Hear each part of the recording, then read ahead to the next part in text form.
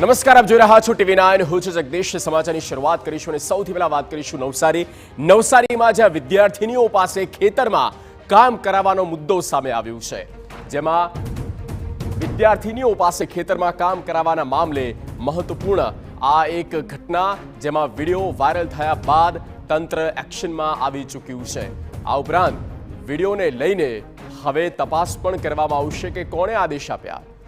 Video viral થતાં જ તંત્ર એક્શનમાં. નવસારી જિલ્લા મદદનીશ કમિશનરે ઘોડમાળ આશ્રમ શાળાની મુલાકાત લીધી. અધિકારી SP પ્રજાપતિએ લીધી રૂબરૂ મુલાકાત. ગૃહમાતા વિદ્યાર્થીનીઓના સ્ટેટમેન્ટ લઈને સરકારમાં રિપોર્ટ સબમિટ કરાશે. સરસ્વતી કન્યા છાત્રાલયમાં રહેતી વિદ્યાર્થીનીઓ પાસે ડાંગર રોપાવવામાં આવી. છાત્રાલયના ગૃહમાતાએ જ વિદ્યાર્થીનીઓ પાસે કામ કરાવતા સવાલ ઉઠ્યા હતા. ભર વરસાદમાં વિદ્યાર્થીનીઓ અભ્યાસ છોડીને ડાંગરની વાવણીમાં જોતરાઈ, જેને લઈને આ આદેશ કોણે આપ્યા તે તપાસનો વિષય. તો ગૃહમાતા ચંપાબેન બગરિયાનો ખુલાસો આવ્યો સામે. વિદ્યાર્થીનીઓ પોતાની મરજીથી મને મદદ કરવા માટે આવી હતી તેવું ચંપાબેને કહ્યું. મારા ના કહેવા છતાં બપોર બાદ મને મદદ કરવા આવી તેવું ચંપાબેને કહ્યું.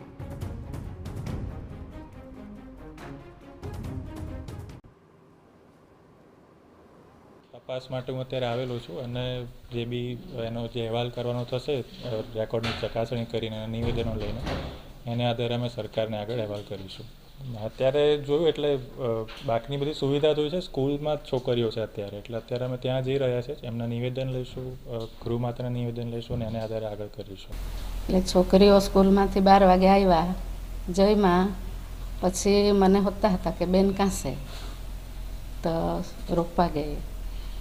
તો ચાલો અમે હો જવાના એમ કરીને તે તમે તો ત્યાં ખેતરે હતી એટલે એને ખબર, પણ આવ્યા તો કેમ આવ્યા મૂકું, તો એમ કે અમે મદદ કરવાના તમને. તમે નહીં કરતા, નહીં આવતા, નહીં માને, એમ કે અમે રોપવાના જ, આજે તમને મદદ કરવાના છે. આ છોકરીઓ જાતે જ સ્વયંભૂ જઈને આ રોપણી કરવા લાગેલા હતા. તેઓ 15 જ મિનિટ હતા. આખો દિવસનો કેવો કોઈ પેલો એ નહીં હતો ને. આ લોકોને હું સરપંચ તરીકે અવારનવાર આ લોકોને હું જાગૃત કરતો જ રહું છું કે આ છોકરી લોકોને કોઈ પણ કામ સોંપવું નહીં. 15 દિવસ પહેલાં આ લોકોને મેં કીધેલું, પણ છોકરી લોકો સ્વયંભૂ ગયા હશે અને આ લોકોનો શોખ ખાતર કે વ્યાયામ ખાતર ગયા હશે એવું મને લાગતું છે.